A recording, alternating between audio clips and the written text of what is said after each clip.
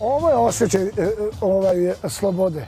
Kad ja pogledam ove mostove sa kojih sam skakao 1000 puta, kad vidim Beograđanku u kojoj sam prvi put povredio čoveka nožem, kad vidim našu svetinju, Svetoga Savu, kad vidim onaj drugi most, Gazelin, sa kojih sam također skakao, ovdje vam je reprezentiran. U Gazinu posvađa se jedan makro sa mojim drugom iz Jagodine, Džimijem, i kao oko nekih para na barbutu, ja priđem, udarim ga pesnicom, aj sad što si bezobrazan, skini tog Rolexa, daj ključeve od Mercedesa i tako, klinac. Oni su tako drčni direktori iz Crne Gore, iz Niša, iz Ovande, od Onande, i onda gurnu ih kod mene u sobu da se snima. Kriminalu u getu Beograda je postojao Zemun, Dorćol, Voždovac, Zvezdara, to su 4 kraja,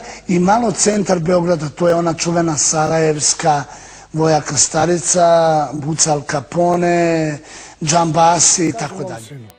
Ti moraš da se pomiriš s tim da vi niste generacija, vi ste degeneracija, degenerici. I da vas moramo da vraćamo na kolosek. Toga se jedino kauboj, mislim, ne bojim se u smislu straha ja. To je ludilo. Jedno ludilo koje je sastavljeno od bezbroj ludila na jednom mjestu. Kakva je psiha čovekova kad vi znate da ste gledani, da vas prati neko 24 časa. I to je dezinformacija. Meni je supruga kupila po narudžbini u Izraelu jaknu koja je totalno neprobojna od svih balističkih zrna. Znači čak računajući i 7,62 NATO bal Kalašnikova, pancerno zapaljivi metak. Ne može da mi probije tu jaknu. Platila je 6.900 evra i uz to smo dobili uz neki popust i pancerni prsluk koji u dnevnoj varijanti nosim samo ispod majice ili košulja. A ne prijatelji. Prijatelji su mi doneli tu jaknu što je moja supruga kupila na onaj dan kad sam izlazio iz zatvora, mada je nije bilo potrebno jer sam se vozio u blindiranom autu. Stapendo je bio. Stapendo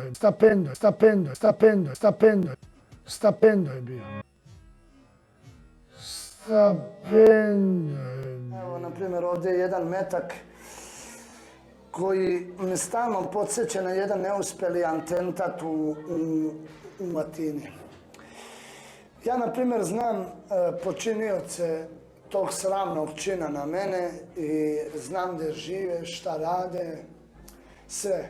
Ali sam se sažalio na njihove živote. Prošlost djevojke koja sa mnom ima ozbiljnu vezu. Ne sme da puši, ne sme da pije, ne sme da se drogira. Ne sme te 3 stvari da je radila ikada u životu. Jer mi se gadi, automatski mi se odmah gadi. Jer ja ne mogu da poljubim djevojku koja puši. Tu kiselost, taj smrad iz usta ne mogu da akceptiram možda. Jednostavno takav sam.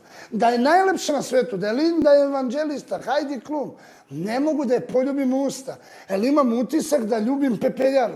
Jednostavno je tako i tu je tačka.